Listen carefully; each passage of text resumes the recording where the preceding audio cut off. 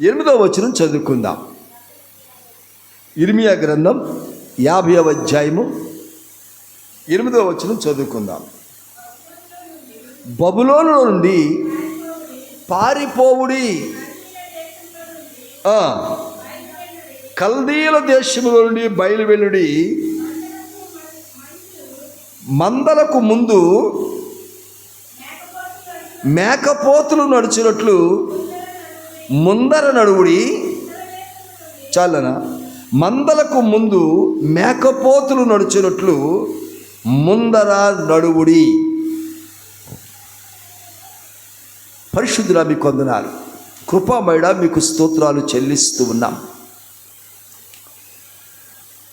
గడిచిన 8 నెలలు నన్ను మమ్మల్ని ఎంతో క్షేమంగా కాపాడిన దేవుడు నాయన. గతించిన ఆగస్టు నెలలో కూడా ఎంతగానో కాపాడారు. ముఖ్యంగా ఆగస్టు నెలలో చాలా ప్రమాదాలు జరిగినాయి. ప్రపంచవ్యాప్తంగా చాలా దారుణాలు జరిగినాయి, భయంకరమైన పరిస్థితులు జరిగినాయి.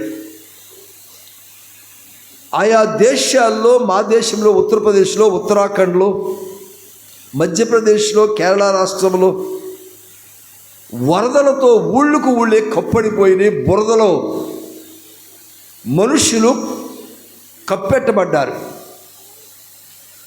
దేశాల మధ్య యుద్ధాలు జరుగుతున్నాయి, చాలామంది చనిపోతూ ఉన్నారు. బస్సులు లోయల్లో పడిపోయినాయి. రోడ్ల మీద లారీలు, ట్యాంకర్లు, కార్లు, బైకుల మీద ప్రమాదాలు జరిగి చాలామంది చనిపోయారు. అనారోగ్య బలహీనతల చేత కూడా చాలామంది చనిపోయారు. అనేక మంది జైళ్లలో మ్రగ్గిపోతూ ఉన్నారు. మరి కొంతమంది చెరపట్టబడినటువంటి వారుగా ఉన్నారు. మరి అనేకులు రకరకాల శోధనలో కూరుకుపోయి ఉన్నారు. భయంకరమైన పరిస్థితుల్లో ఉంటున్నారు చాలామంది. కొంతమంది వ్యసనాల చేత పట్టబడి బయటపడలేక తన్నుకులాడుతూ ఉన్నారు. ఆర్థిక సమస్యల చేత కొట్టుమిట్టాడుతూ ఉన్నారు. కుటుంబ కలతల చేత, కలహాల చేత శోధించబడుతూ ఉన్నారు. కుటుంబాల్లో మనశ్శాంతి లేక, నెమ్మది లేక విలవిలలాడిపోతూ ఉన్నారు. హృదయంలో నెమ్మది ఉండటం లేదు నాయన. రకరకాల బలహీనతల చేత, మానసిక ఒత్తిడుల చేత కలత చెందినటువంటి వారిగా చాలామంది ఉంటున్నారు. మరి కొంతమంది మానసిక ఒత్తిడులకు లోనైపోయి పిచ్చివాళ్ళైపోయి తిరుగుతూ ఉన్నారు నాయన. నరాల బలహీనత చేత, గుండె మెదడు బలహీనత చేత, ఊపిరితిత్తుల బలహీనత చేత, రక్తహీనత చేత, లివర్ బలహీనతల చేత, కిడ్నీల బలహీనతల చేత, కండరములు ఎముకల బలహీనతల చేత, కళ్ళు పళ్ళు బలహీనతల చేత రకరకాలుగా శోధించబడుతూ ఉన్నారు నాయన. అయినను ఈ సెప్టెంబర్ నెల మొదటి రోజులోనికి మమ్మల్ని క్షేమంగా నడిపించిన దేవా మీకు స్తోత్రాలు చెల్లిస్తూ ఉన్నాం. చదవబడినటువంటి ఇర్మియా గ్రంథం 50వ అధ్యాయము ఈ 8వ వచనం నుంచి కొద్దిసేపు మాతో మీరు మాట్లాడండి. ఆ వాక్యం మాకు అర్థమయ్యేలా బోధించండి. కొన్ని విషయాలైనా మేము నేర్చుకోవడానికి సహాయము చేయండి. కొన్ని విషయాలైనా మేము విడిచిపెట్టడానికి సహాయము చేయండి. మంచి విషయాలను అనుసరించడానికి కృప చూపించండి. మెట్టుకు మీకు మహిమకరంగా ఈరోజు ప్రత్యేకంగా మా ముందున్న పరిచర్యలన్నిటిలోనూ మీ పరిశుద్ధాత్మ శక్తి చేత కార్యములను జరిగించుమని వాక్యమును వింటున్న మమ్ములను మీ చేతులకు అప్పగించుకుంటూ యేసు నామములో ప్రార్థిస్తూ వేడుకొంచున్నాము తండ్రి, ఆమేన్, ఆమేన్. కూడి వచ్చిన బిడ్డలకు మరొకసారి నా ప్రత్యేకమైన ప్రేమపూర్వకమైన వందనాలు తెలియజేస్తూ అంటున్నాడు. బబులోను నుండి ఏం చేయాలంటే మనము ఏం చేయాలో చెప్పాలి. బబులోను నుండి ఏం చేయాలి? మనము పారిపోవాలి. బబులోనులోంచి పారిపోవాలి. కల్దీయుల ప్రదేశంలోంచి వెళ్ళిపోవాలి మనం. ఎందుకని అంటున్నాడు? బబులోనులోంచి ఎందుకే పారిపోవాలి? కల్దీయుల దగ్గర నుంచి ఎందుకు వెళ్ళిపోవాలి మనము? ఏదో కారణం ఉంది అక్కడ. కొన్ని స్థలాల్లో నుంచి మనం పారిపోతాం. ఇప్పుడు నిజంగానే వరద తమ్ములేరు గట్టు దాటి తెగి ఎలా వచ్చిందనుకో, దుగ్గిరాల నుంచి వచ్చేస్తుంది అనుకోండి మీదకి, ఏం చేయాలి? ఇప్పుడు మనము పారిపోతాం. మన వెనకాల దొంగలు పడ్డారనుకోండి, ఏం చేస్తాము? పారిపోతాం. మన వెనకాల ఒక సింహం మన వెనకాల పడింది అనుకోండి, ఏం చేయాలి? మనము పారిపోతాం. అంటే క్రూరమైన పరిస్థితులు, దారుణమైన పరిస్థితులు, భయంకరమైన పరిస్థితులు, మనం తట్టుకోలేని పరిస్థితులు వచ్చినప్పుడు ఆ స్థలం నుంచి పారిపోతాం. రెండవది, కల్దీయుల దేశం నుంచి ఏం చేయాలంటే మనము బయలు వెల్లుడి అంటున్నాడు. బబులోను నుంచి పారిపోవాలి, కల్దీయుల ప్రాంతంలోంచి వెళ్ళిపోవాలి. ఒకవేళ కరువు వచ్చింది, ఏం చేస్తాము? ఆ ప్రాంతం నుంచి మరొక ప్రాంతంలోనికి వలస వెళ్ళిపోతాం. ఒకవేళ మనకి బలహీనత వచ్చింది, ఇక్కడ వైద్యం దొరకట్లేదు, గుంటూరులో వైద్యం అన్నారు, ఏం చేస్తాము?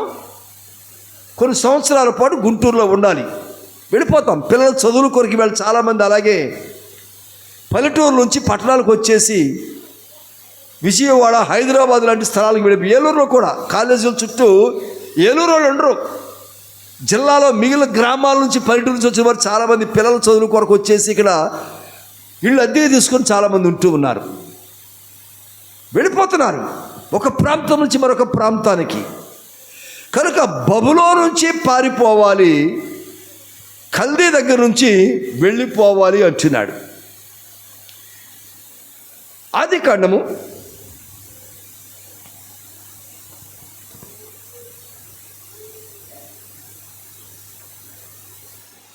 26వ అధ్యాయం 6వ వచనం చూద్దాం, 6-7 వచనాలు చూద్దాం.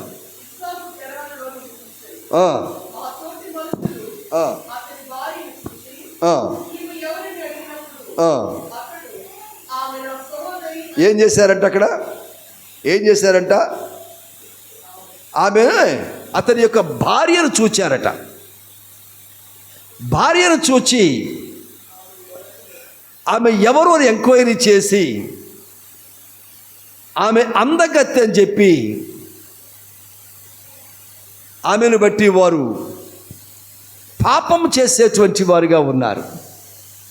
ఇప్పుడు ఆ కుటుంబం ఏం చేయాలి? ఇప్పుడు అక్కడి నుంచి పారిపోవాలి. అక్కడ చెడు జరుగుతున్నది గనక, అక్కడ నష్టం వాటిల్లే పరిస్థితి ఉన్నది గనక, అక్కడ మనకు క్షేమము లేదు కనుక, అక్కడ మనం జాగ్రత్తగా ఉండలేము గనక, అక్కడ మనం మంచిగా బ్రతకలేము గనక ఇప్పుడు ఏం చేయాలి? అక్కడి నుంచి పారిపోవాలి. అక్కడే మూర్ఖంగా ఉంటే ఏం జరుగుతుంది? నష్టము వాటిల్లుతూ ఉంది, కుటుంబాలు చెడిపోతూ ఉంటాయి. చూడండి, ఇప్పుడు మనం ఉండే ప్రాంతాలు కొన్ని ఉన్నాయి. ఒక్కొక్కరు ఒక్కొక్క ప్రాంతం నుంచి వచ్చారు.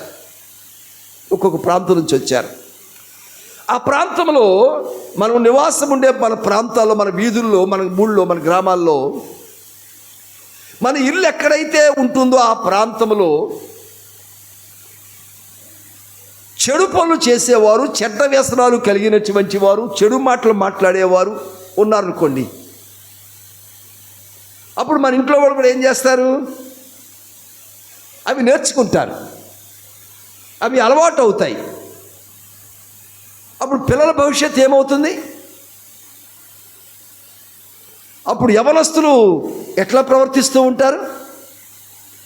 కనుక ఆ ప్రాంతం నుంచి మనం ఏం చేయాలి? ఇప్పుడు పారిపోవాలి. అందుకనే కీర్తనల గ్రంథం 1వ అధ్యాయం 1వ వచనంలో అన్నాడు. చెప్పండి, చూడకుండా చెప్పండి. ఆలోచన చొప్పున అక్కడ నడవక. కొన్ని స్థలాలు ఏం చేస్తారంటే ఓ చెట్టు దగ్గర అరుగు, సచివాలయము, తూములు ఉంటాయి. ఈ పని పాఠాలు ఎక్కడో కొంతమంది చేరతారు. అక్కడికి వాళ్ళు ఏం చేస్తారంటే వీళ్ళ మీద ఎకసెక్కాలుగా బూతులు మాట్లాడుకుంటా, కించిపరుస్తా, అవమానపరుస్తా, నిందలు వేస్తా, ఏవేవో మాట్లాడుకుంటూ ఉంటారు అక్కడ చేరి. ఒకవేళ అలాంటి స్థలంలో మనం ఉంటే మనం ఏం చేయాలి? ఇప్పుడు పారిపోవాలి. ఒకవేళ మన చుట్టూ త్రాగుబోతులు ఉన్నారు, ఏం చేయాలి? పారిపోవాలి. ఒకవేళ మన చుట్టూ చెడ్డ మాటలు మాట్లాడేవారు ఉన్నారు, పారిపోవాలి. చెడ్డ పనులు చేసేవారు ఉన్నారు మనం ఉండే ప్రాంతంలో, పారిపోవాలి. ఎందుకంటే ప్రభువును నమ్మిన బిడ్డలు అట్టి స్థలములో ఉండకూడదు. ప్రభువు కొరకైన బిడ్డలు అట్టి స్థలంలో ఉండకూడదు. అందుకే పాపులు కూర్చునే స్థలంలో, నడిచే స్థలంలో, ఉండే స్థలంలో మీరు చూడకూడదు, ఉండకూడదు, వినకూడదు అనేటువంటిది మనం చూస్తూ ఉన్నాం. పూర్వపు రోజుల్లో 3 కోతుల గురించి చెప్పేవారు. గాంధీ గారు చెప్పారు అని చెప్పేసి. ఒక కోతి ఏం చేస్తుందంట? ఒక కోతేమో కళ్ళు మూసుకుంటుంది, ఒక కోతి చెవులు మూసుకుంటుంది, మరొక కోతి నోరు మూసుకుంటుంది. ఎన్ని కోతులంట? 3 కోతులంట. ఇప్పుడు లేటెస్ట్గా 4వ కోతి బయలుదేరింది. అదేంటంటే మొబైల్ పట్టు కూర్చుంటుంది. ఇది 4వ కోతి, 4th వన్. పూర్వం 3 కోతులే ఉండేవి. ఈ మొబైల్ లేకపోతే ఉండలేరు కొంతమంది, ఫోన్ లేకపోతే. పనున్నా లేకపోయినా పట్టుకుని కెలుగుతూ ఉంటారు, దాన్ని గీకుతూ ఉంటారు. దాన్ని ఏం పని అది ఎవరికో నొక్కేసి ఎవరికో మాట్లాడుతుంటారు, లేనిపోని మాటలు. ఇంకా దాంట్లో వీడియోలు ఉంటే వీడియోతో చూస్తూ ఉంటారు. ఇక ఎంతసేపు పక్కన భార్య, భర్త, పిల్లల, అమ్మ, నాన్న, చదువుకోవాలా, పనికి వెళ్ళాలా, ఇక ఈ ధ్యాసే ఉండదు. మరి రాబోయే రోజులు ఇంకెన్ని కోతులు చేరతాయో. ఇప్పుడు ఒక కోతి చేరింది, మొబైల్ ఫోన్ చూసే కోతోడు చేరింది కొత్తగా. ఇప్పుడు కోతులు చూడకూడదు, వినకూడదు, మాట్లాడకూడదు. ఏం చేయాలి? అక్కడి నుంచి పారిపోవుడి అంటున్నాడు ఇక్కడ. యెషయా గ్రంథం 48వ అధ్యాయం 20వ వచనం. బబులోనులో నుండి బయలు వెల్లుడి, కల్దీయుల దేశంలో నుండి పారిపోవుడి. దేవునికి స్తోత్రం చేద్దాం. హల్లెలూయా. ఇక్కడ ఇర్మియా గ్రంథంలో అంటున్నాడు అదే మాట, యెషయా గ్రంథంలో కూడా అదే మాట చెప్తా ఉన్నాడు. బయలు వెల్లుండి పారిపోవుడి. 48:20. Book of Isaiah 48 chapter 20th verse. ఇమ్మి where's your Bible? Where's your Bible? Take your Bible.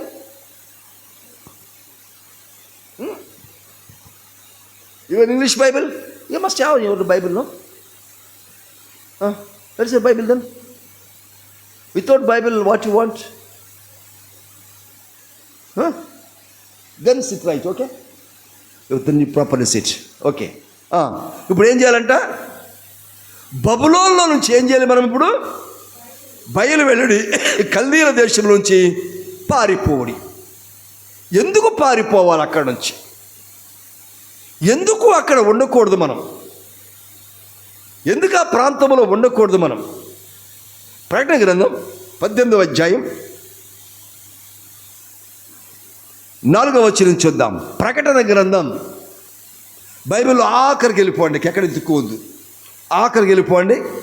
ప్రకటన గ్రంథం ఉంటుంది, దాంట్లో 18వ అధ్యాయం 4వ వచనం.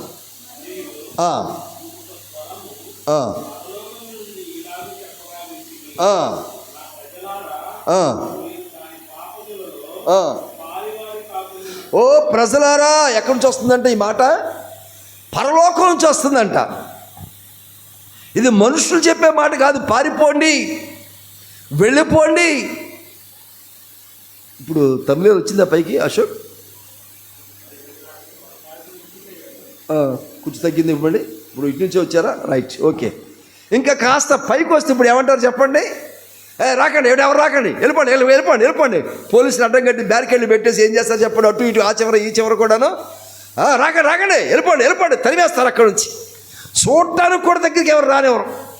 పారిపోండి, పారిపోండి, పారిపోండి. ప్రమాదం ఉన్నది ఎక్కడ? ఇక్కడ ప్రమాదం ఏంటంటే ఈ హెచ్చరిక, ఈ కాషన్, ఇట్స్ ఫ్రమ్ హెవెన్. పరలోకము నుంచి వస్తుందంట. ఏమని? నా ప్రజలారా, మీరు దాని యొక్క బబులోను యొక్క కల్దీల యొక్క ప్రజల యొక్క పాపములలో, వారు చేసే పాపపు పనులలో,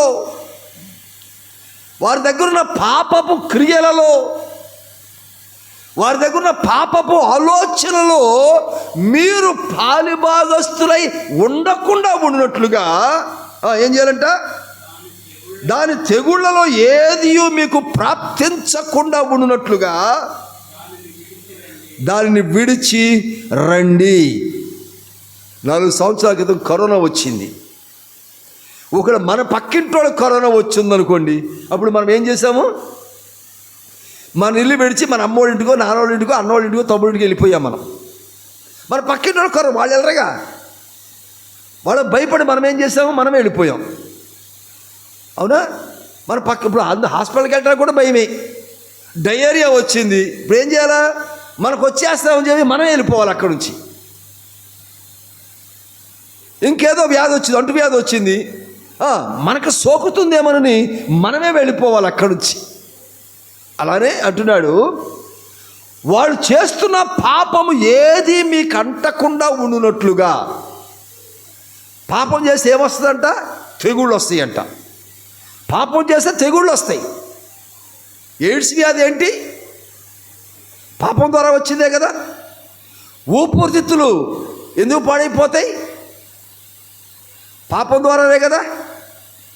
లివర్ ఎందుకు చెడిపోద్ది? పాపమే కదా.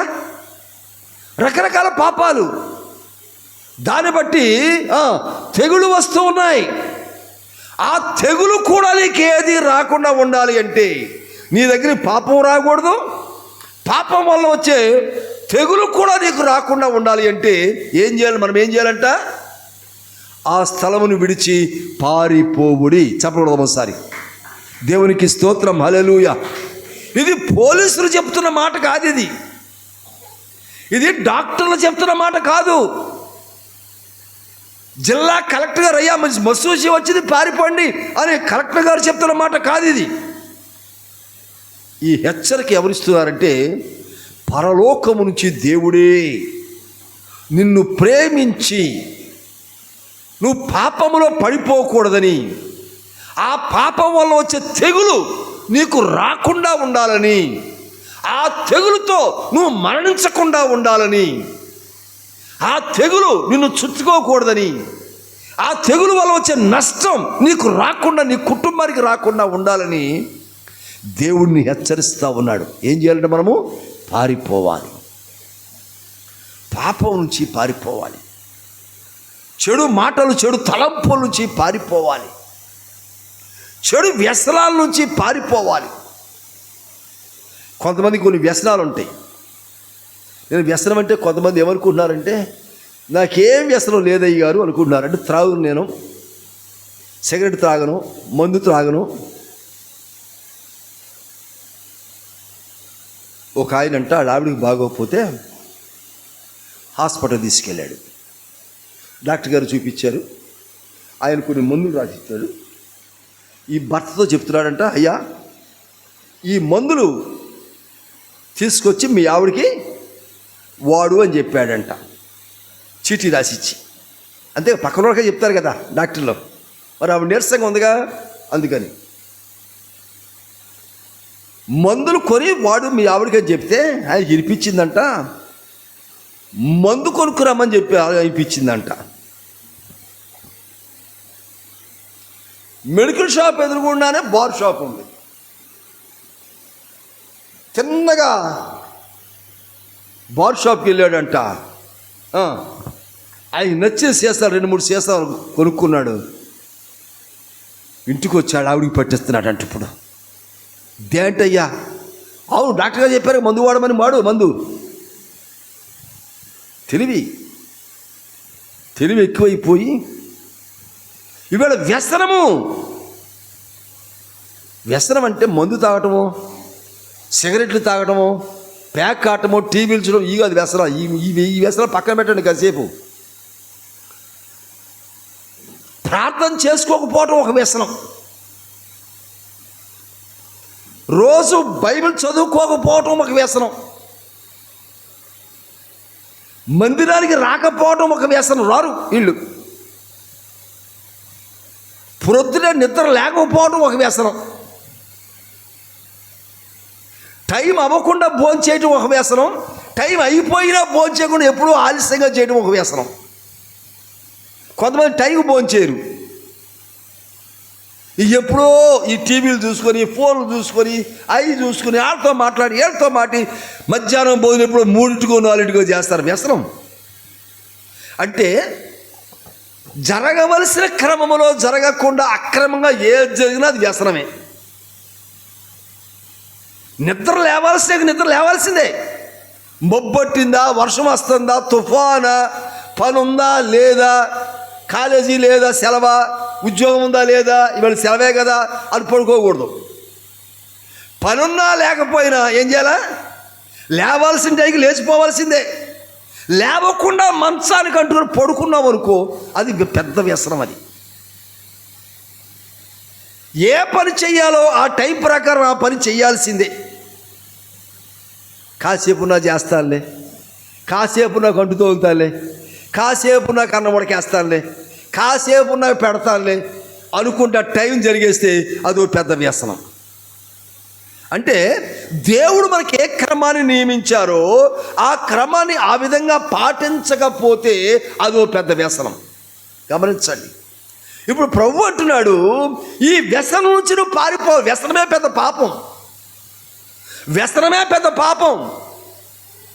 ఆ వ్యసనం నుంచి పారిపోవాలి, ఆ వ్యసనపు సంఖ్యల నుంచి విడుదల కావాలి నీకు. ఈ మాట ఎవరు చెప్తున్నారంటే పరలోకముల నుంచి దేవుడు చెప్పుచున్న మాట. ఇది మనుషులు కాదు చెప్పేది. కనుక మనం ఖచ్చితంగా వినవలసిన మాట, అర్థం చేసుకోవాల్సిన మాట, ఆచరించవలసిన మాట ఏమిటయ్యి అంటే ఎక్కడి నుంచి పారిపోవాలంటే మనము పాపము నుంచి, వ్యసనముల నుంచి పారిపోయిన వారుగా ఉండి ఏ తెగుళ్ళ చేత పట్టబడకుండా మనం ఉండగలగాలి. చెప్పడం ఒకసారి దేవునికి స్తోత్రం, హల్లెలూయా అంటున్నాడు. అప్పుడు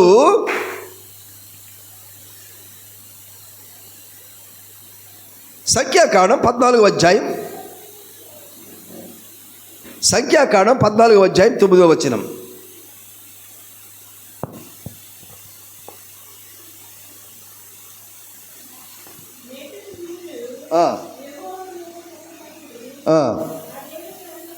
మెట్టుకు మీరు యెహోవా మీద తిరగబడకుడి, ఆ దేశ ప్రజలకు భయపడకుడి, వారు మనకు ఆహారమగుదురు, వారి నీడ వారి మీద నుండి తొలగిపోయెను, యెహోవా మనకు తోడయ్యున్నాడు, వారికి భయపడకుడనిది. దేవుని స్తోత్రం, హల్లెలూయా. మెట్టుకు యెహోవా మీద తిరగబడకుడి అంటే ఈ మాటకు అర్థం ఏంటంటే ఒక ప్రదేశం నుంచి పారిపోమని దేవుడు చెప్తున్నాడు కదా. ఇప్పుడు ఒక పాపం నుంచి, ఒక వ్యసనం నుంచి పారిపోమన్నాడు. పారిపోకుండా ఇప్పుడు ఎవరు చెప్పారు ఈ మాట మనకి? పరలోకం నుంచి దేవుడే చెప్పాడు. ఒకవేళ ఈ మాట మనం పాటించలేదనుకోండి, ఈ మాట మనం పాటించలేదనుకోండి, అప్పుడు ఎవరి మీద తిరుగుబాటు చేసినట్టు? మనం యెహోవా దేవుని మీద తిరుగుబాటు చేసినట్టు లెక్క. గమనించాలి. మీరు యెహోవా మీద తిరుగుబాటు, పారిపోమని దేవుడు చెప్పాడు పరలోకం నుంచి. పారిపోకుండా, పాపం నుంచి పారిపోకుండా ఉన్నట్లయితే మీరు దేవుని మీద తిరుగుబాటు చేస్తున్నారంట. ఎందుకో తెలుసా? ప్రజలకు భయపడి. ఇప్పుడు ఎవరో బడ్డీ దగ్గర, తూము దగ్గర, అరుగు మీదో, చెట్టుకి దగ్గర కూర్చొని ఏయో లోకాభిరామాయణ అంటారు కదా, అదేదో మాట్లాడుకుంటున్నారు. మాట్లాడుకున్న ఎవరి మీదకు దృష్టి వెళ్ళింది. వాళ్ళ గురించి కొంచెం తక్కువ చేసో, లేకపోతే వాళ్ళకి ఏదన్నా ఇబ్బంది పెడుతూనో, లేదా వాళ్ళని నిందలు మోపుతూనో ఏదో మాట్లాడుకుంటున్నారు. లేకపోతే త్రాగి కూర్చొని మాట్లాడుకుంటున్నారు అనుకున్న, సారా త్రాగి కూర్చొని మాట్లాడుకుంటున్నారు. అక్కడ వీళ్ళు తాగారు, లేకపోతే నాకు గొడవ ఎందుకు, వీళ్ళు చెడ్డమని అని చెప్పి నువ్వు లేచి వచ్చేస్తున్నావు. అంతే కదా, ప్రభు చెప్పారు వెళ్ళిపోమని. నువ్వు లేచి వచ్చేస్తున్నావు. అక్కడి నుంచి లేచి వచ్చేస్తున్నప్పుడు వాళ్ళు ఏమంటారంటే, బయలుదేరాడు రా పెద్ద పరిశుద్ధుడు, వెళ్ళిపోతాడు రా, మన మాటలు నచ్చలేదు వీడికి అని చెప్పి ఎగతాళి చేశారు. ఎగతాళి చేసినప్పుడు ఆ మాట తట్టుకోలేక ఒరేయ్ నేను వెళ్ళిపోవట్లేదురా అని చెప్పి మళ్ళీ అక్కడే కూర్చుంటాం కాసేపు. జరుగుతుంది ఇలాగా. వాళ్ళు ఎగతాళి చేసినప్పుడు అందుకు వెళ్ళిపోతున్నాను అనుకుంటారేమోనని చెప్పేసి మళ్ళీ అక్కడే కూర్చున్నావు. అంటే ఆ మాటకు అర్థం ఏంటంటే మనుషులకు భయపడి నువ్వు అక్కడే కూర్చున్నావు. వెళ్ళిపోమ్మని దేవుడు చెప్తా ఉంటే ఒరే వెళ్ళిపోతున్నాడు రా, వీడు మళ్ళీ పెద్ద మనలో వీడు పెద్ద పుడింగిరా, లేదా పెద్ద అలగిరా, పెద్ద ఇదిరా అంటుంటారంట జనాలు. అనేసరికి ఆ మాటలకు లొంగిపోయి కొంతమంది స్త్రీలు కూడా ఏయో విషయాలు మాట్లాడుకుంటూ ఉంటారు. అనవసరమైన విషయాలు మాట్లాడతారు, అర్థం పర్థం లేని విషయాలు మాట్లాడుకుంటూ ఉంటారు, ఎవరి మీదో మాట్లాడుకుంటూ ఉంటారు. ఆ సంభాషణలో నువ్వు అక్కడే నిలిచి ఉంటే అది పాపము. మనుషులకు భయపడి ఆ మాటలకు భయపడి అక్కడే ఉంటున్నావు. నువ్వేం చేయాలంట? పారిపోవాలి. పారిపోమని ప్రభువు చెప్తున్నాడు ఇక్కడ. పారిపోకుండా ఉంటే ఒకటి దేవుని మీద తిరుగుబాటు చేసినట్లు, రెండవది మనుషులకు భయపడినట్లు లెక్క. మనుషులకు భయపడినట్లు లెక్క. కనుక అంటున్నాడు ఆ మెట్టుకు మీరు యెహోవా మీద తిరగబడుకుడి, ఆ దేశ ప్రజలకు భయపడకుడి, వారు మనకు ఆహారమగుదురు. వాళ్ళు ఏమవుతారంట? నీకు ఆహారం అవుతారు వాళ్ళు. నువ్వెందుకు భయపడుతున్నావు? వాళ్ళకి వెళ్ళిపోవు. వ్యసన పరుల దగ్గర నువ్వు ఉండకూడదు, చెడు మాటలు మాట్లాడే వారి దగ్గర నువ్వు ఉండకూడదు, ఎకసెక్కాలు మాట్లాడే వారి దగ్గర నువ్వు ఉండకూడదు, ఎవరినో తోలనాడి, ఎవరినో అవమానించి, ఎవరినో ఇబ్బంది పెట్టి, ఎవరినో బూతులు మాట్లాడి ఏదేదో చేసే వారి దగ్గర నువ్వు ఎంత మాత్రమూ నిలబడకూడదు. అప్పుడు నువ్వు దేవునికి లోబడిన బిడ్డవుగా నీవు ఉంటావు, నువ్వు కాపాడబడతావు, నువ్వు రక్షించబడతావు. దేవునికి స్తోత్రం, హల్లెలూయా. కనుక ఒకటి గమనించండి, పారిపోవాలి. పారిపోకుండా ఆ స్థలం విడిచి వెళ్ళిపోకుండా ఉంటే ఏం జరుగుతుందంట? దేవుని మీద తిరుగుబాటు చేసిన వారంగా ఉంటాము. అప్పుడు ప్రజలకు భయపడే వారం ఉంటాం. ఇక్కడ ఏమంటున్నాడంటే వారు మనకు ఆహారమగుదురు, వారి నీడ వారి మీద నుండి తొలగిపోయాను, యెహోవా మనకు తోడై ఉన్నాడు, వారికి భయపడకుడి. దేవుడు మనకు తోడై ఉన్నాడు. ప్రజలకు మనం భయపడవసరం లేదు. మనుషులకు వారు ఆల్రెడీ వ్యసనంలో ఉన్నారు, వారు అప్పటికే పాపంలో ఉన్నారు, అలాగే వారు ఇప్పుడు నశించిపోతారు. వారికి నశించిపోయే వారికి భయపడి, పాపం చేసేవారికి భయపడి, అన్యాయస్తులకు మనం భయపడి, బూతులు మాట్లాడేవారికి, సారాయి త్రాగేవారికి, చెడు మాటలు మాట్లాడేవారికి, చెడు తలంపులు కలిగేవారికి మనంత మాత్రము భయపడి వారితో సాంగత్యము చెయ్యకూడదు. వారికి భయపడకూడదు. ఎందుకంటే ఎప్పుడైతే నువ్వు ఆ స్థలాన్ని, ఆ మనుషులను విడిచిపెట్టి వెళ్ళిపోతున్నావో నీకెవరు తోడుగా ఉంటారంట? యెహోవా దేవుడు నీకు తోడుగా ఉంటాడు. చెప్పకూడదు ఒకసారి. దేవునికి స్తోత్రం, హల్లెలూయా. యెహోవా దేవుడే నీకు తోడుగా ఉండి నిన్ను నడిపిస్తూ ఉన్నారు. అందుకే అంటున్నాడు మరొక మాట, యెహోషువ గ్రంథం 22వ అధ్యాయం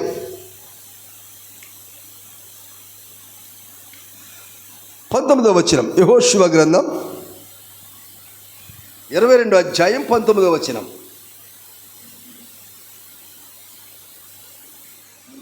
మీ స్వార్థమైన దేశము,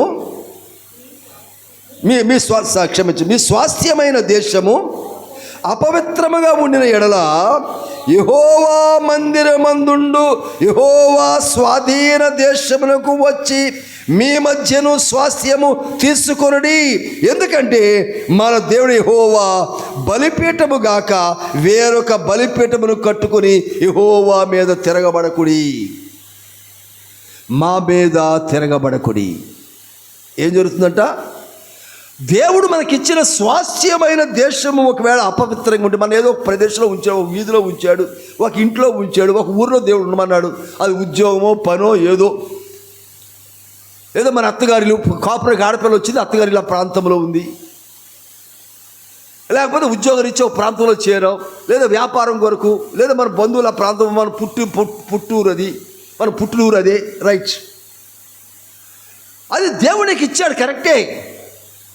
అది దేవునికి ఇచ్చిన ప్రదేశమే, అది దేవునికి ఇచ్చిన ఇల్లే, దేవునికి ఇచ్చిన కుటుంబమే, దేవునికి ఇచ్చిన బంధువులే. దేవుడు ఇవ్వకపోతే వాళ్ళందరూ నీతో, నీ బంధువులుగా, నీ స్నేహితులుగా లేరు వారు. కానీ అటువంటి స్వాస్థ్యము ఒకవేళ అపవిత్రంగా ఉన్నట్లయితే, బాగా వినాలి మాట,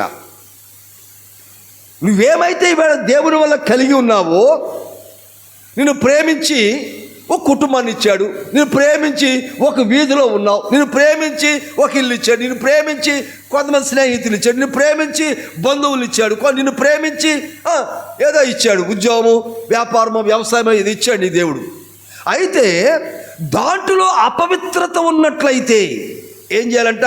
నీకు స్వాస్థ్యముగా నీ దేవుడు ఇచ్చిన దానిలో అపవిత్రత, పాపము, అసహ్యమైనది చోటు చేసుకున్నప్పుడు ఏం చేయాలంట? యెహోవా మందిరమందుండు యెహోవా స్వాధీన దేశమునకు మీరు వచ్చి మా మధ్యను స్వాస్థ్యమును తీసుకుని. దేవుని స్తోత్రం చేద్దాం, హల్లెలూయా. కనుక ఇప్పుడు నువ్వున్న ప్రదేశంలో, నువ్వున్న ప్రాంతంలో, నువ్వున్న ఏరియాలో, మీ బంధువుల మధ్యలో, లేదా మీ రక్త సంబంధికుల మధ్యలో, మీ కుటుంబాల మధ్యలో ఉంటున్నావు, కరెక్టే. కానీ ఏముంటుందంటే అక్కడ అపవిత్రత ఉంటుందంట, పరిశుద్ధత ఉండడం లేదు. ఏవో మాటలు కదా, ఏవో చూపులు, ఏవో తలంపులు, ఏవో ఆలోచనలు, మెట్టుకు దేవునికి మహిమకరంగా ఉండట్లేదు. అక్కడ అసహ్యమైంది ఉంది. దాన్ని అసహించుకొని ఏం చేయాలి? ఇప్పుడు దాన్ని విడిచిపెట్టి యెహోవా మందిరంలోకి రావాలంట. దేవుని మందిరంలో ఏముంటుందయ్యా అంటే, అక్కడ పారిపోమన్నాడు కదా, కల్దీల దేశం నుంచి పారిపోవాలి కదా, బబులోంచి వెళ్ళిపోమన్నాడు కదా. అక్కడ బయలుదేరిన నీవు అక్కడ అసహ్యం ఉంది, పాపం ఉంది. ఆ పాపంలో నువ్వు పాలు పంచుకోకూడదు. పాపం వల్ల వచ్చే తెగుళ్ళలో కూడా నువ్వెంత మాత్రము పాలు పంచుకోకూడదు, అవి నీకు రాకూడదు. కనుక కానీ లోకం ఇది తప్పదు కదా మనకి. ఇప్పుడు వదిలేసి ఎక్కడికి వెళ్ళిపోతాం? ఇప్పుడు వాళ్ళు వదిలేసి ఎక్కడికి వెళ్ళిపోతాం? ఇంట్లో నాన్నే ఉన్నాడు అనుకుందాం, పెద్ద వయసు నాన్నే ఉన్నాడు, ముసలి వయసు అమ్మ నాన్న ఉన్నారు, రైట్. వాళ్ళు ఏదో అనకూడదు మాటలు అంటున్నారు అనుకుందాం. ఇప్పుడు వాడు వదిలేసి వెళ్ళిపోతామా? వినాలి దేవుని మాటలు విందాం కొద్దిసేపు.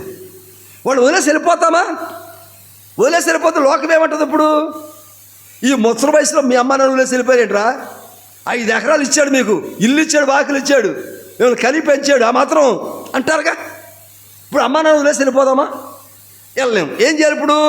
అందుకని ఎక్కడ నువ్వు ఉన్నావో, ఏ ప్రదేశంలో ఉన్నావో, ఏ ప్రాంతంలో ఉన్నావో, అది అపవిత్రతలో ఉన్నావు గనక, అక్కడ పరిశుద్ధత లేదు గనక, అక్కడ దేవుని సహవాసం లేదు గనక, అక్కడ దేవుడి యొక్క స్వాస్థ్యం లేదు గనక నువ్వేం చేయాలంట? ప్రతిసారి మందిరమునకు వచ్చి మందిరంలో ఉండే దేవుని యొక్క స్వాస్థ్యమైన పరిశుద్ధతను మందిరంలో నువ్వు పొందుకోవాలా. దేవునికి స్తోత్రం చేద్దాం, హల్లెలూయా అన్నాడు. చూడండి, అక్కడ మీ స్వాస్థ్యమైన దేశము అపవిత్రముగా ఉండిన ఎడల, మీ ఇంట్లో అస్తమాను టీవీ పెడతారు, ఎవరో వస్తామో టీవీ గోల గోల గోల గోల, నువ్వేం చేయాలి దాన్ని? ఇప్పుడు టీవీని పడేయలేవు. అలా చెప్పి ఇంట్లో కొట్టు బయటికి పోయి గంటేస్తావా? గంటలేవు. అలాగే నువ్వు బయటకు వచ్చేస్తావా? బయట ఎక్కడ బ్రతుకుతావు? కనుక ఉండాలి, తప్పదు. ఇప్పుడు కనుక ఏం చేయాలి? ఇప్పుడు ఆ అంటుకున్న పాపము నుంచి విడుదల పొందటానికి, ఆ అపవిత్రతలోంచి విడుదల పొందటానికి, ఆ అపరిశుద్ధతలోంచి బయటికి రావడానికి ఏం చేయాలంటే మనము మందిరమునకు వచ్చి మందిరములో ఉండే పరిశుద్ధమైన స్వాస్థ్యమును మనం పొందుకునే వారంగా ఉండాలంట. అప్పుడు గడిచిన వారములో, అప్పుడు గడిచిన నెలలో, గడిచిన సంవత్సరములో, గడిచిన రోజు ఏ అపవిత్రత, ఏ అపరిశుద్ధత నీకు కలిగిందో దాని నుంచి మందిరములో ప్రభువు నిన్ను కడిగి నిన్ను శుద్ధీకరించి ఆయన స్వాస్థ్యమును నీకు ఇవ్వబోతా ఉన్నాడు ఆయన. దేవునికి స్తోత్రం, హల్లెలూయా. అందుకు మనం మందిరానికి రావాలా. ఈరోజు మన మధ్యలో ఒక క్రొత్త కుటుంబం వచ్చారు. చూడండి, గల చొక్క వేసుకుని వచ్చాడు ఒక ఆయన వచ్చాడు. ఒకసారి వందనాలు చెప్పండి అందరికీ. గుడ్, కూర్చోండి. దుగ్గురాల గ్రామం. మొన్న రోజు నాడు పాస్టర్ గారితో కలిపి వచ్చారు ఇక్కడికి. వచ్చాం. వాస్తవానికి వారింట్లోనే ప్రతి ఆదివారం ఆరాధన జరుగుతుంది. అవునా? మన ఆశకర్ మెర్చిలవాడిలో ఆరాధన జరిగి వచ్చి వస్తున్నారు ప్రతి వారం. వారింట్లోనే ఆరాధన జరుగుతుంది ఆదివారం. కానీ అక్కడ గందరగోళంగా ఉంటుందంట. లేనిపోని మాటలు, అల్లరి. ఇప్పుడు ప్రార్థన జరుగుతుంది పక్కన, ఇంకో పక్కన ఏముంటుంది? ఏదో టీవీలు గోల, టీవీలు గోల, ఇంట్లో కింద మాట్లాడుకుంటారు, రోడ్ల మీద మాట్లాడుకుంటారు. ఇల్లు పశువులు వెళ్తూ ఉంటే అని ఎదిరించేవాళ్ళు ఒకళ్ళు, అరే పాలు తీసావా లేదా లేడు ఒకళ్ళు, పేడ తీసా, ఇవన్నీ ఉంటాయిగా, ఊరన్నాక ఉంటాయిగా. ఇలా ప్రశాంతత లేదు పాపం. ఆరాధన జరుగుతుంది కానీ ఇంట్లోనే ఆరాధన జరుగుతుంది. పై గదిలో మిద్ది గదిలో ఆరాధన జరుగుతుంది వాళ్ళకి, కానీ ప్రశాంతత లేదు. ఆయన మొన్న వాళ్ళ పాస్టర్ గారితో పాటు ఎరుసలేము గారితో పాటు వచ్చాడు ఆయన. అయ్యా, వచ్చే వారం నుంచి నేను మందిర ఆరాధన ఇక్కడికే వస్తాను. ఏమంటాడు ఆయన? వచ్చే వారం నుంచి ఆరాధన ఇక్కడికి వస్తాను. దేవునికి స్తోత్రం, హల్లెలూయా. ఎందుకో తెలుసా? అక్కడ ఆరాధన జరుగుతున్నది కానీ వారింట్లోనే జరుగుతుంది కానీ ఆరాధనకు సంబంధించినటువంటి ఈ స్వాస్థ్యముతో కూడుకున్న పరిశుద్ధతను వారు పొందుకోలేకపోతున్నారు. అక్కడ వారికి ఆ మనశ్శాంతి కలగటం లేదు. ఆరాధన ద్వారా వచ్చే మనశ్శాంతి కలగటం లేదు అక్కడ. ఏదో చుట్టూ వాతావరణం అలా ఉంది పాపం. వారి తప్పు కాదు అది. చుట్టూ వాతావరణం ఎవరు కంట్రోల్ చేస్తాం? మేము ప్రార్థన చేస్తున్నాం మాట్లాడంటే ఊరుకుంటారా వాళ్ళు? ఇక్కడ ఆరాధన జరుగుతుంది, టీవీ పెట్టొద్దని ఊరుకుంటారా? రోడ్డు మీద ఫోన్లో అక్కడ నిలబడి ఇక్కడ ఆరాధన జరుగుతుంది, అక్కడ అది రోడ్డు. ఏం చేసావు? పన్నెండు వచ్చారా? గేదె వచ్చిందా? ఏంటది పంట ఏం చేసావురా? ఈనిందా? ఈ ఆరాధన జరుగుతుంటే పక్కన గట్టిగా మాట్లాడుకుంటూ ఉంటుందా? అనిపించింది ఆయనకి. అనిపించేసి అంటారు, అయ్యా ఇక్కడ జరిగే ఆరాధనకు వస్తానండి నేను అన్నాడు. అంటే స్వాస్థ్యము, నీ ఉన్న ప్రదేశంలో పరిశుద్ధత లేదు, నీ ఉన్న ప్రాంతంలో అపరిశుద్ధత ఉన్నది. అక్కడి నుంచి బయలుదేరు రా. ఎక్కడికి రావాలంటే మనం ఇప్పుడు ఇది ఎక్కడి నుంచి వచ్చింది తెలుసా? పిలిపిది పరలోకం నుంచి వచ్చిన పిలిపిది. ఈ కాషన్, ఈ హెచ్చరిక ఎక్కడి నుంచి వచ్చిందంటే ఆయన కూడా చాలా కాలం మొన్నటిదాకా ప్రభు దగ్గర రాలా, మొండికేసిన వ్యక్తి. పైన ఆరాధన జరుగుతున్న కింద కూర్చొని వచ్చేవాడు కాదు ఈయన. మరి అలాంటి ప్రభువు నమ్ముకొని బాప్తిసం తీసుకొని ఈ రోజున అంటున్నాడు, అక్కడ నాకు ఆరాధనలో దొరకవలసినటువంటి ఆ ఆనందం, ఆ సంతోషం, ఆ స్వాస్థ్యం నాకు దక్కడం లేదు అక్కడ. చూసారు ఆశ ఎలా వచ్చింది ఇప్పుడు? ఆయన ఐఏఎస్ చదవలేదు, ఆయన డిగ్రీలు చదివిన వ్యక్తి కాదు. ఆయన మామూలుగా సాధారణమైన పని చేసుకుని కుటుంబాన్ని పోషించుకున్నటువంటి వాడు ఆయన. కానీ రోజున దేవుని దగ్గర ఉండే స్వాస్థ్యమైన పరిశుద్ధతను వెతుకుతూ ఉన్నాడు ఆయన. ఒక అతి సామాన్యమైన వ్యక్తి. దేవునికి మహిమ కలుగును గాక. గమనించాలి, ఈ రోజున ప్రభు చాలా స్పష్టంగా మాట్లాడుతున్నారు.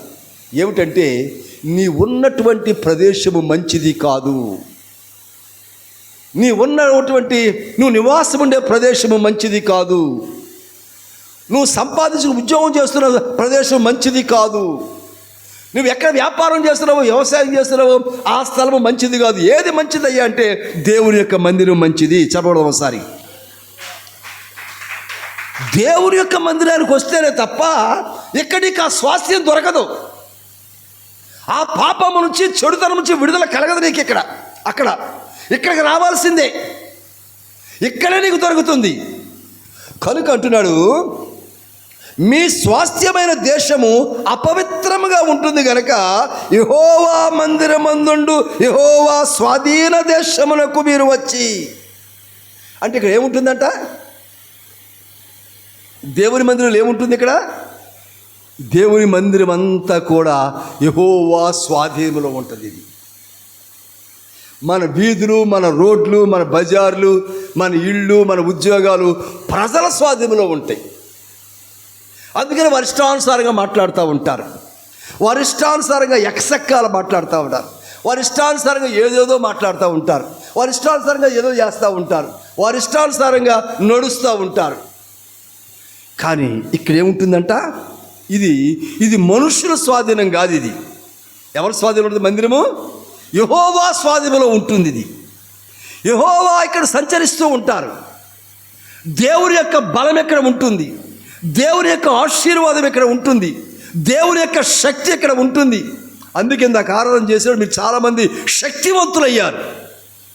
దేవుని శక్తి చేత మీరు నింపబడ్డారు ఇందాక ఆరాధనలో. ఇది మీ స్థలంలో ఉంటుందా? ఇది మీ ఇంటి దగ్గర, మీ ఆఫీసులో, మీ పొలంలో, మీ బజార్లో ఉంటుందా? ఇది ఉండదు. ఇది దేవుని మందిరంలో, దేవుని స్వాధీనంలో ఉన్న మందిరంలో మాత్రమే ఇది దొరుకుతుంది. అందుకనే మీ స్థలాలు, మీ ఇల్లు కూడా అపవిత్రమైనటువంటిది. అదేంటి అయ్యగారు, వారానికి 3 సార్లు కడుగుతాను అయ్యగారు నేను. ఫినాయిల్ వేసి, యాసిడ్ వేసి, సోపులు వేసి, అసలు కాస్త ఇంపోర్టెడ్ తెప్పిస్తాను నేను. ఇక్కడే కాదు, ఇండియాది కాదు, ఇంపోర్టెడ్ అమెరికా నుంచి తెప్పించి పోసి కడుగుతాను అయ్యగారు నేను. అసలు మా ఇల్లు తుడవడానికి మా పని రోజుకి ఎంత ఇస్తానో తెలుసా? 10,000 ఇస్తాను.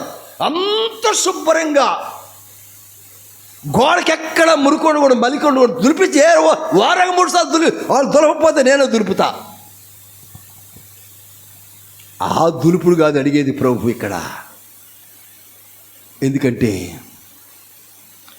ఇర్మియా గ్రంథం మీకు మాట చూపిస్తాను నేను. ఇర్మియా గ్రంథం 17వ అధ్యాయము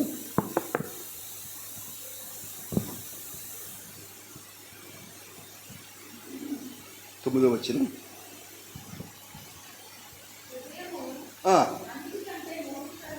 ఏంటంట? హృదయము అన్నిటికంటే మోసకరమైనది, అది ఘోరమైన వ్యాధి కలిగినటువంటిది. చాలమ్మా. ఏంటంట? హృదయము అన్నిటికంటే, త్రాగుడు కంటే, మోసపు మాటల కంటే, స్వార్థం కంటే, అసూయ కంటే, మత్సరము కంటే, అన్నిటికంటే మన హృదయం ఏంటంట? లేదయ్య గారు, నేను పంట పండిస్తేనండి ఎకరానికి 70 బస్తాలు పండిస్తాను నేను. మంచిదే. నాకు నెలకు జీతం అయ్య గారు 50,000. మంచిది. నేను మాట్లాడితే అయ్య గారు ఎవరైనా ఒప్పుకోవాల్సిందే. మంచిది. ఎన్ని జరిగినా మరి కొంతమంది చెబుతారు, నేను ఒక పని చేశానంటే ఎవరు వంకెట్టకూడదు అయ్య గారు. ఏంటంట? నేను ఒక పని చేశానంటే ఎవరు వంకెట్టకూడదు, అట్లా చేస్తాను నేను. మంచిది, ఇవన్నీ మంచియే. కానీ హృదయం ఏంటంట? మోసకరమైందంట. ఇవన్నీ ఉంటాయి, మంచివే. కానీ హృదయం మోసకరమైంది. ఇప్పుడు ఈ హృదయం ఎక్కడ ఉంటుంది? మన ఇంట్లోనేగా ఉండేది. మన ఇంట్లోనేగా హృదయం ఉండేది. ఎక్కడుంది? మన ఒంట్లో ఉంటుంది కాబట్టి మన ఇంట్లో ఉంటుంది. మన ఇంట్లో ఉన్న హృదయమే మన ఒంట్లో ఉంది, మన ఇంట్లో ఉంటుంది. కనుక ఈ మోసకరమైనటువంటి ఏదైనా సరే దేవుని దృష్టిలో అపవిత్రమైనటువంటిది. ఈ మోసకరమైనది ఎక్కడ ఉందో అది దేవుని దృష్టిలో అపవిత్రమైనటువంటిది. కనుక లోకములో ఎక్కడ చూసినా అపవిత్రత, అపరిశుద్ధత ఉన్నది. అది దాని మకిలి, దాని మురికి, దాని ఆనవాలు నీకు అంటకుండా ఉండాలి అంటే నువ్వు ఎక్కడికి రావాలంట? దేవుని స్వాధీనంలో ఉన్నటువంటి మందిరానికి నువ్వు రావాల్సిందే. మందిరంలో నువ్వు ఉండాల్సిందే. ఇక్కడ ఏముంటుందంటే ఇది దేవుని యొక్క స్వాధీనంలో ఉన్నటువంటి స్థలం. ఇది ఇక్కడ పరిశుద్ధులు ఉంటారు. ఇక్కడ పరిశుద్ధుల ప్రార్థన ఉంటుంది, పరిశుద్ధ దేవుని యొక్క ఆరాధన ఉంటుంది. ఇంకా ఏముంటుందయ్యా ఇక్కడంటే, ఇక్కడ ఏమంటున్నాడంటే స్వాస్థ్యము కూడా ఉంటుందంటే. ఇక్కడ ఏముంటుంది? ఇక్కడ స్వాస్థ్యము ఉందా? మాట ఉంది అక్కడ. చదవండి ఆ మాట చదవండి. దేవుడు మీకు ఇచ్చిన స్వాస్థ్యము అపవిత్రత వల్ల ఉన్నట్లయితే, రిఫరెన్స్ చెప్పండి. మర్చిపోయారు, చూసారా? యెహోషువ గ్రంథం 22వ అధ్యాయం. గుడ్, చదవండి. మీ స్వాస్థ్యమైన దేశము అపవిత్రంగా ఉంటుంది కనుక, నీ ఇల్లు అపవిత్రత, నీ ఒళ్ళు అపవిత్రత, నీ చూపు అపవిత్రత, నీ గొమ్ము అపవిత్రత, నీ సోఫా అపవిత్రత, నీ ఇంట్లో నీ మంచం అపవిత్రత, నీ వంటగది అపవిత్రత, నీ భోజనం అపవిత్రత. ఎందుకంటే నీ హృదయం మోసకరమైంది కనుక దాని నుంచి విడుదల పొందడానికి, ఆ అపవిత్రత నీకు అంటకుండా, నీకు సోకకుండా, అపవిత్రత తాలూకు పాపం వల్ల వచ్చే జీతము మరణము, ఆ మరణానికి ముందు రోగము, తెగుళ్ళు, ఇవి రాకుండా నీకు ఉండాలి అంటే ఎక్కడికి రావాలంట? యెహోవా మందిరమందుండు యెహోవా స్వాధీన దేశమునకు వచ్చి మా మధ్యలో ఉన్నటువంటి స్వాస్థ్యమును మీరు తీసుకొనుడి. చెప్పబడదాం ఇప్పుడు. దేవునికి స్తోత్రం, హల్లెలూయా. ఇక్కడ ఏముంటుందంట? మీ స్వాస్థ్యం చెడిపోయింది. మీకేమైతే మీరు కలిగి ఉన్నారో అవి అపవిత్రం. ఎందుకంటే మీ హృదయమే చెడిపోయి ఉన్నది. అక్కడ మీ హృదయమే మోసకరమైంది కనుక మీరు ఏమైతే కలిగి ఉన్నారో అవన్నీ అపవిత్రమైనటువంటివి. వాటి వలన వచ్చే నష్టం, ఆత్మీయ నష్టం ఏవైతే ఉందో, ఆత్మీయమైన కీడు ఏదైతే ఉందో అది మీకు మీదకు రాకుండా ఉండాలంటే ఖచ్చితంగా దేవుని స్వంతమైన, దేవుని స్వాస్థ్యమైన మందిరానికి మీరు రావాల్సిందే. అందుకే పెరికిడు గ్రామస్తులు చెప్తూ ఉంటారు ఇప్పుడు కూడా, మీకు మందిరం ఉండాలా, మందిరం ఉండాలా, మందిరం ఉండాలని చెప్పేసి. ఎంతైనా అది మన ఇల్లు, మన ఇంట్లో ఉండే మనం ఎంత ప్రార్థన చేసుకున్నా మన హృదయం మోసకరమైంది కనుక ఇప్పుడు మన ఇల్లు ఏమైపోద్ది? ఇప్పుడు ఒక సారా త్రాగిన వ్యక్తి ఉన్నాడు అనుకుందాం. త్రాగి ఇంట్లోకి వచ్చాడు. ఇప్పుడు ఇంట్లో ఏం వాసన వస్తుంది? ఎక్కడో షాప్కి వెళ్ళి త్రాగాడు, ఇంట్లో త్రాగల. కానీ ఇంట్లో త్రాగని ఏం వాసన వస్తుంది? చెప్పాలా? మాట్లాడు, పర్లేదు. ఈ పురుషులు ఉన్నారు, మాట్లాడండి. స్త్రీల పక్కన పెడదాం. పురుషులు మాట్లాడండి. సారా షాప్లో తాగేసి, సీసా తాగేసేయండి. ఇంటికి వచ్చాడు. ఇంటికి వచ్చిన తర్వాత వ్యక్తి గురించి ఏమో, ఇల్లంతా ఇప్పుడు ఏం వాసన వస్తుంది? అత్తరు వాసన వస్తుందా? చుట్ట బాగా రోడ్డు వీధిలో, సిమెంట్ రోడ్లు చివరి నిలబడి బాగా అది లాగి పీకి పక్కడేస్తే ఇంట్లోకి వచ్చాడు. ఇప్పుడు ఏం వాసన వస్తుంది? చెప్పాలా? చుట్టకం పడుతుంది. ఇంట్లో తాగలా, ఒంటితో తాగాడు, ఇంట్లో వస్తుంది. ఇప్పుడు కనుక నీ హృదయం మోసకరమైంది. ఇప్పుడు ఇంట్లో ఏముంటుంది? నీ ఒంట్లో ఉన్న నీ హృదయం మోసకరమైంది కనుక ఆ మోసపు తాలూకు చెడ్డ వాసన, ఆ మోసకరమైన దాని తాలూకు ప్రతి చెడ్డది నీ ఇంట్లో ఉంటుంది. ఇప్పుడు నీ ఇల్లు ఏంటంటారన్నమాట? ఇప్పుడు అపవిత్రమైనటువంటిది కనుక అపవిత్రత పోగొట్టుకోవాలని ఇప్పుడు ఏముండాలి? మనకి మందిరం ఉండాలి. మందిరం ఉంటే, మందిరం అంటే ఎవరిదంటది? మనుషులది కాదు, అది దేవునిది. అందుకనే మందిరం కట్టేటప్పుడు నేను ప్రతిష్ఠించుకొని, క్రింద మనం కాపురం ఉంటున్నాం కనుక మందిరం అనేది వేరుగా ఉండాలి కనుక పైన వేసేసి ఇక్కడ మందిరంగా దీన్ని ప్రతిష్ఠించుకున్నాం. ఇక్కడ మనం ఇది మందిరం. ఇది ఎవరిది? ఇప్పుడు ఇది ఒకటి పైకి పేరుకి హై గారి ఇల్లు, రవికుమార్ గారి ఇల్లు అనుకోవచ్చును, కానీ నాది కాదు. ఇది మందిరం. ఇది మందిరము దేవుని యొక్క సొంతం. ఇది దేవుని యొక్క స్వాస్థ్యం. ఇక్కడ దేవుని యొక్క పరిశుద్ధత ఉంటుంది కనుక మీ అపరిశుద్ధత ఎక్కడ ఏ అపరిశుద్ధత అంటుకుందో ఆ అపరిశుద్ధత పోగొట్టుకోవాలనుకుంటే దేవుని మందిరానికి రావాల్సిందే. దేవుని మందిరానికి రావాల్సిందే. ఇప్పుడు దేవుని మందిరంలో మీకు ఏం దొరుకుతుందంట చెప్పాలి మీరు. ఇప్పుడు అక్కడ ఉన్న వాక్యంలో చెప్పండి, మీరు సొంతంగా చెప్పని అవసరంలా. ఏం దొరుకుతుంది? స్వాస్థ్యము దొరుకుతుందంట. స్వాస్థ్యం అంటే ఏంటో, స్వాస్థ్యం అంటే ఏంటి? ఇన్హెరిటెన్స్ అంటే పితరుల నుంచి ఏదైతే నీకు సంక్రమించబడిందో అది స్వాస్థ్యము. మీ తల్లిదండ్రుల నుంచి ఏమైతే వచ్చిందో అది స్వాస్థ్యము. ఈవేళ ఆ పెద్దవాళ్ళ దగ్గర నుంచి సంక్రమించినటువంటి ఆస్తిపాస్తుల గురించి చాలామంది చెబుతూ ఉంటారు. ఈవేళ వెళ్ళాలి, నా మాట్లాడాలి, కూర్చోండి, వచ్చిన వాళ్ళు కూర్చోండి, కుదురుగా కూర్చున్న వాళ్ళు నా మాట్లాడండి, ముగించేస్తున్నాను నేను. మందిరంలో ఏముంటుందంట? స్వాస్థ్యం ఉంటుందంట. ఈ స్వాస్థ్యము అంటే పితరుల నుంచి వచ్చింది, సంక్రమించింది. మన పెద్దవాళ్ళ గురించి మనకి ఏం సంక్రమించాలా చెప్పాలా? ఏం సంక్రమిస్తుందని ఆశపడతా మనము? ఎవరు మాట్లాడలేదండి? అట్లీస్ట్ మగవాళ్ళని మాట్లాడండి, పురుషులు మాట్లాడండి. మన పెద్దవాళ్ళ దగ్గర నుంచి స్వాస్థ్యంగా మనకి ఏం సంక్రమించాలని ఆశపడతాం మనము. అందుకే వాళ్ళు చాలామంది ఏం చెప్తారంటే, అయ్యా మా అమ్మ బాబు దగ్గర నుంచి వాళ్ళు ఏం ఆశించి తెలియదు కానీ షుగర్ మాత్రం ఇచ్చారండి. ఏమిచ్చారంట? షుగర్ ఇచ్చారంట. ఇవాళ షుగర్ స్వాస్థ్యం అయిపోయింది. మీ డాక్టర్ దగ్గరికి వెళ్ళి, అయ్యా నాకు నీరసంగా ఉంటుందండి, షుగర్ చెక్ చేయండి అన్నారు. ముందు అడిగే మాట ఏంటో తెలుసా?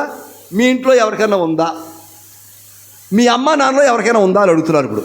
అవునా? షుగర్ చెక్ చేయండి అని వెళ్తే మీకు చెక్ చేయడం మానేసి ఎవరిని చెక్ చేస్తున్నారు ఇప్పుడు డాక్టర్లు? మీ అమ్మ బాబుని చెక్ చేస్తున్నారు. అంటే అమ్మ బాబు దగ్గర నుంచి ఏమొస్తుంది ఇప్పుడు?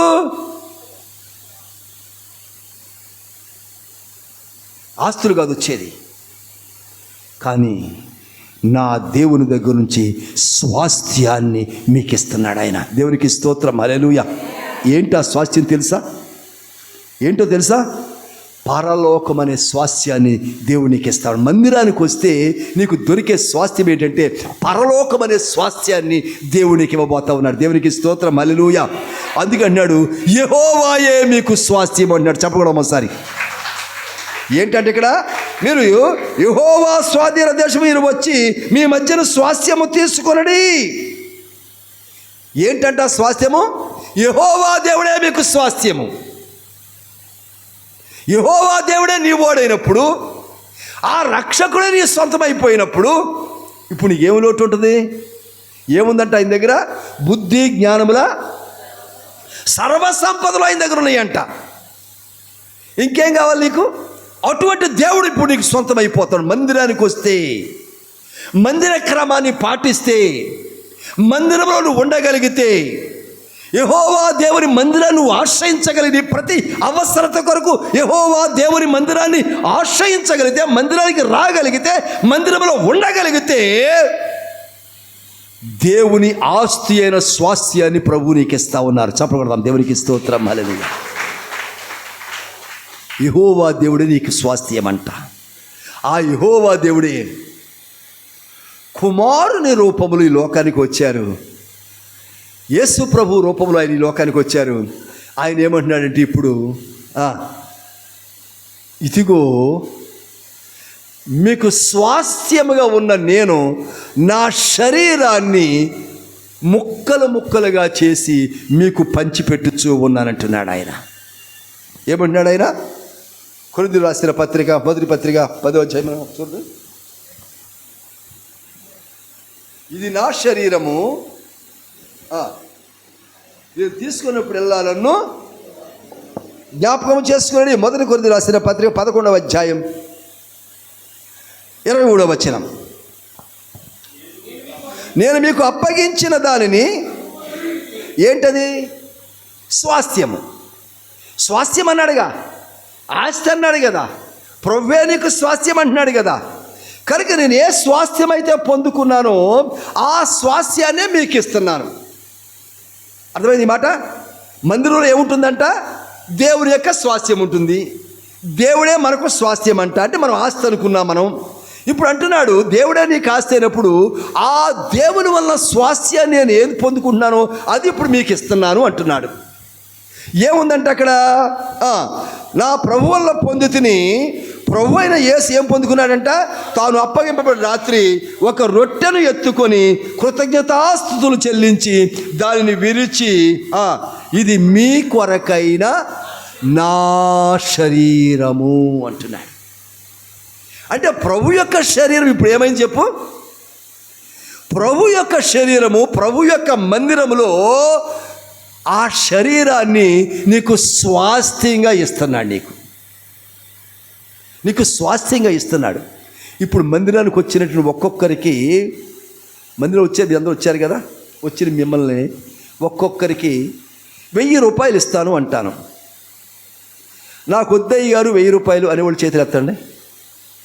దేవునికి స్తోత్రం, హల్లెలూయా. 2 3 4 ఇస్తారు, 5 ఇస్తారు, గుడ్. సరే, ఒక్కొక్కరికి హైవే పక్కన 10 ఎకరాల పొలం రాసిస్తాను అంటే అయ్యగారి దగ్గర లేదు కాబట్టి ఇవ్వడం చెప్పి ఉద్దేశం. అయ్యగారి దగ్గర అంత లేదులే, ఆయన ఏమి ఇస్తాడు, 1000 రూపాయలు ఇవ్వడానికి ఆయన 1000 లేవు ఆయన దగ్గర, ఇక 10 ఎకరాలు ఎందుకు ఇస్తాడు అని మీరు అనుకొని బుర్రలు అడ్డంగా ఊపుతున్నారు. మీ సంగతి నాకు తెలుసు కదా. నేను బ్యాంకులో మేనేజర్ చేసి రిటైర్ ఇచ్చానమ్మా. సంపాదించిన 40 సంవత్సరాలు ఉద్యోగం చేసి సంపాదించినది ఏం చేస్తారనుకున్నారు? ఉంది అక్కడ, బయట తీయట్లేదు అంతే, బయట తీసి మీకు ఇద్దామని. ఒక్కొక్కరికి 1 కోటి రూపాయల ప్యాకెట్, 1 కోటి రూపాయలు ఇద్దామని చెప్పేసి అనుకున్నాను. వద్దా? ఇంకా వద్దని అంటున్నారు మీరు. రైట్, సరే. ఇప్పుడు ప్రభు యొక్క శరీరం మీకు ఆస్తిగా ఇవ్వబడుతుంది. ఎంతమందికి కావాలా? దీనికి చేతులు ఎత్తారేంటి? దేవునికి స్తోత్రం, హల్లెలూయా, హల్లెలూయా.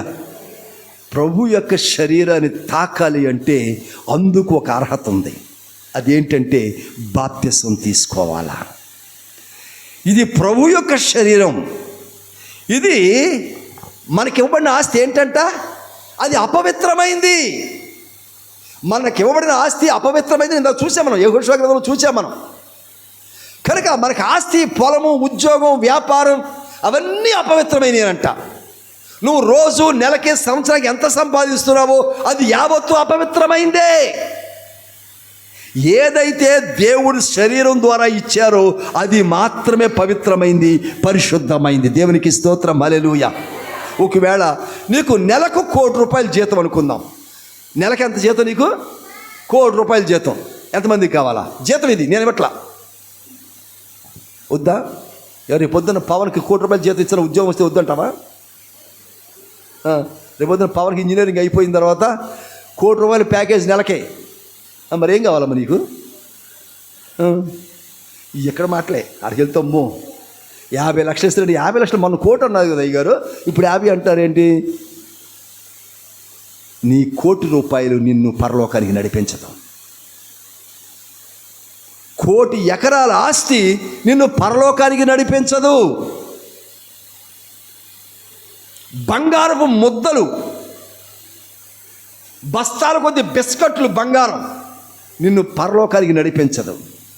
నిన్ను పరలోకానికి నడిపించేది ఏంటయ్యా అంటే ప్రభు యొక్క శరీరం ఏదైతే స్వాస్థ్యంగా ఈరోజు నీకు ఇవ్వబోతూ ఉన్నాడో అది పవిత్రమైంది, పరిశుద్ధమైంది. కనుక ప్రభు యొక్క శరీరము, ప్రభు యొక్క రక్తము మాత్రమే నిన్ను పరలోకానికి నడిపిస్తాయి. దేవునికి స్తోత్రం చెప్పడం ఒకసారి. అవి మాత్రమే. అందుకే దేవుని యొక్క స్వాస్థ్యమైనది. నీ ఉద్యోగము, నీ వ్యాపారం, నీ వృత్తి ఈ లోకంలో బ్రతకడానికి ఏదో దేవుడిచ్చారు నీకు, దేవుడిచ్చింది అది కూడా. కానీ దాంట్లో ఏముందంట? దానివల్ల నువ్వు పరలోక రాజ్యానికి వెళ్ళవు. నీ ఇంటి వల్ల, నీ ఒంటి వల్ల, నీ పంటి వల్ల, నీ కంటి వలన ఏది కూడా అన్ని పాపమే తప్ప పరలోకానికి రాజ్యాన్ని చేర్చేది ఏది కూడా లేదు. దేని ద్వారా వెళ్తావంటే పరిశుద్ధమైన ప్రభు యొక్క శరీరం ద్వారా మాత్రమే పరలోకమైన స్వాస్థ్యాన్ని, ఆస్తిని పొందుకుంటావు. అందుకనే మందిరానికి వచ్చి దేవుని స్వాధీనంలో ఉన్న స్వాస్థ్యమైనటువంటి మందిరానికి వచ్చి ఈ మందిరంలో ఉన్నటువంటి స్వాస్థ్యాన్ని పొందుకోవాలంట. ఆ స్వాస్థ్యాన్ని ప్రభు ఏమంటున్నా అంటే ఇది నా శరీరము అంటున్నాడు ఆయన. ఏంటది? ప్రభు యొక్క స్వాస్థ్యం నీకు ఏమివ్వాలనుకుంటున్నాడు ఆయన? ఆయన శరీరాన్ని నీకు ఇవ్వాలనుకుంటున్నాడు ఆయన. ప్రభు చనిపోయినప్పుడు, సెలవులో చనిపోయినప్పుడు చాలామంది శిష్యులు ఆ శరీరం దగ్గరికి రాకుండా పారిపోయారు. స్వంత తల్లి, తమ్ముళ్ళు, చెల్లెళ్ళు పారిపోయారు. తండ్రి అయితే దగ్గరకు రానే లేదు సిలువేస్తున్నప్పుడు.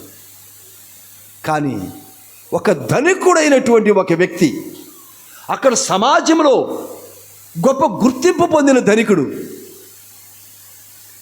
అక్కడ ఒక ఉన్నతమైన అధికారిగా ఉన్నటువంటి వాడు వచ్చి ఆ శరీరాన్ని నాకు ఇవ్వండి అని అడిగాడు. అక్కడ దేవునికి స్తోత్రం కలుగును గాక, హల్లెలూయా. శిష్యులు అడగలేదు శరీరాన్ని, మాకు వద్దనుకుని వెళ్ళిపోయాడు. చనిపోయాడు. ఏంటి మన కరోనా చూడండి, కరోనా వచ్చి చనిపోతే ఎవరు తెచ్చుకున్నారండి శరీరాన్ని? వాళ్ళ సొంత భార్య తెచ్చుకోలేదు, భర్త తెచ్చుకోలేదు, కొడుకులు తెచ్చుకోలేదు, వదిలే హాస్పిటల్లో దిక్కుబడి వదిలేసి మాకు వద్దండి. ఫోన్లు కూడా ఎత్తలేదు ఇంట్లో వాళ్ళు. ఆయన ఆస్తి తీసుకుని వాడుకుని ఇప్పటికీ వాడుకున్నారు ఆస్తులు. కరోనాతో చనిపోయిన మనిషి మాత్రం, శరీరం మాత్రం మాకు వద్దు అన్నారు. ఎందుకంటే అది అపవిత్రమైనటువంటి శరీరం కనుక. కానీ ఇప్పుడు మనం తీసుకుపోయేది ఏంటో తెలుసా? పవిత్రమైనది, పరిశుద్ధమైనది, శక్తివంతమైనది, నీకు స్వాస్థ్యముగా పరలోకములో ఉండేటువంటి, పరలోకానికి ఇవ్వగలిగినటువంటి శక్తివంతమైన స్వాస్థ్యాన్ని మనం తీసుకోబోతూ ఉన్నాం. అందుకంటున్నాడు ఆయన, ఇది నా శరీరము అంటున్నాడు. ఆ ధనికుడైనటువంటి వాడు ప్రభు చనిపోయిన శిలువలో తన ప్రాణం పెట్టి చనిపోయినప్పుడు ఆ శరీరాన్ని, ఆ దేహాన్ని నాకు ఇవ్వండి అని అడిగాడు. ఇప్పుడైతే మనం ముక్కలు చేసిన శరీర రూపంలో రొట్టెని తీసుకున్నాం, కానీ ఆ ధనికుడు ఏం తీసుకున్నాడు? టోటల్ బాడీ, యేసయ్య దేహమంతా తీసుకొని తన భుజం మీద పెట్టుకొని మోసుకొని తన సొంత తోటలోనికి వెళ్ళి తన స్వాస్థ్యముగా తను తీసుకున్నాడు. తన డబ్బులతో తను కొనుక్కున్నటువంటి తన తోటలోనికి తీసుకుని వెళ్ళి తన కొరకు తొలిపించుకున్న ఒక రాతి సమాధిలో ప్రభు యొక్క శరీరాన్ని, దేహాన్ని మొత్తాన్ని, టోటల్ బాడీ మొత్తాన్ని కూడా అక్కడ పెట్టి ఉంచారు. చెప్పకూడదు ఒకసారి. అందువలన యేసయ్య జీవాన్ని పొందుకొని 3వ రోజున లేచారు. ఆ సమాధి నేటికి కూడా ఎలా ఉందంట? ఖాళీగా ఉంది. ఇప్పుడు మీ ఇంట్లో వాళ్ళు, మీ తాతలో, మీ ముత్తాతలు ఎవరైనా సమాధి చేయబడితే అక్కడ వెళ్ళి తవ్వి చూడండి, ఏముంటాయో. ఒకళ్ళు తవ్వి చూడండి,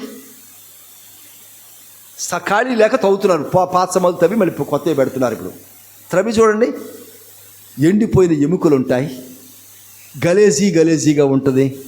కొంతమంది త్రవ్వటానికి బాధపడతారు, భయపడతారు. ఇంట్లో వాళ్ళు కూడా అని చెప్పి కంగారు పడతారు, భయపడతారు, ఉలిక్కి పడతారు, జ్వరాలు వస్తాయి, వాంతులు అవుతాయి, దుర్వాసన వస్తుంది, కకాబెకలైపోతారు, అక్కడ పరిగి పెట్టేస్తారు. అక్కడి నుంచి రోజు రాత్రులు కల్లోకి వస్తుంటాయి, రకరకాలుగా కల్లోకి వస్తుంటాయి. మొన్న నాకు కల వచ్చింది. మంగళవారం ఇంచుమించుగా ఎంతకంటే ముందే, ఇంకా 10-11 గంటల మధ్యలో మంగళవారం కూర్చొని వాక్యం చదువుకుంటున్నాను. ఈ వారంలో కొన్ని కార్యక్రమాలు ఉన్నాయి, బయటికి వెళ్ళాలి, మీటింగ్కి వెళ్ళాలి, వాక్యం చెప్పాలి, ఉపవాస ప్రార్థన ఉంది, మనకు ఆల్రెడీ ప్రేయర్ ఉంది, 7 గంటల ప్రార్థన ఉంది. వీటన్ని వాక్యం చూస్తున్నాను. కూర్చుంటే నిద్ర వస్తున్నట్టుగా ఉంది, మగతగా ఉంది. సర్లే కొంచెం పడుకొని లేచప్పుడు వాక్యం చదువుకుందామని అని చెప్పి కొంచెం ప్రార్థన చేసుకుందామని చెప్పి లోపలికి వెళ్ళి పడుకుంటే మగత నిద్ర కాదు, మెలుగుగానే ఉన్నాను, తెలిసిపోతుంది నాకు. కానీ మగతలాగా వచ్చి కళ్ళు మూతలు పడుతున్నాయి. సరే కళ్ళు మూసుకున్నాను, పడుకుంటే కళ్ళ ఎవరు వచ్చారు తెలుసా?